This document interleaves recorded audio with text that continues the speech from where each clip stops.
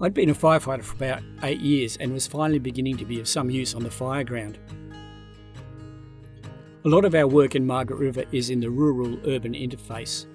Beautiful houses in lovely settings in the bush, but an absolute disaster waiting to happen.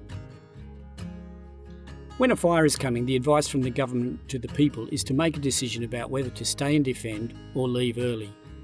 The longer I was a firey, the more I realised just how unpredictable fire was and how poorly prepared the public were to make informed decisions about whether to defend or leave.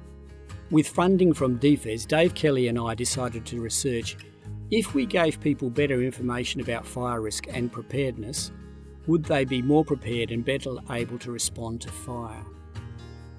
We identified an area of about 70 hectares in one of the risky areas in our rural-urban interface. We contacted all the landowners and invited them to be part of the research project.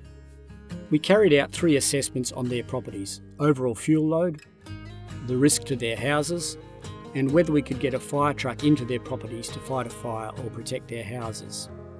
We mapped this information and put it in a form that was easy to understand.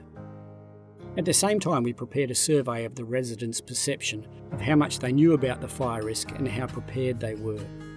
It literally put on the table things that we'd been trying not to think too hard about, because you want to stay close to the bush, you want to have that contact with nature, but at the same time, I'm aware that having it too close is a bit of a risk for us. Yeah, so it is kind of about trying to get a balance that we've been working on, but perhaps, pretending has been fine when maybe it's not, Comparing the survey results with the maps, we found that the fire risk was significantly underestimated by the landowners, and they overestimated their ability to respond to fire or get away if they had to. When we had a solid information base, we organised a community workshop with the landowners. Having real information that local fireys presented to the people in their neighbourhood communicated very powerfully. Aside from demonstrating that there was a major fire risk, the most confronting thing was that the majority of the fire breaks and driveways were of no benefit for either access for fire trucks or escape from the fire.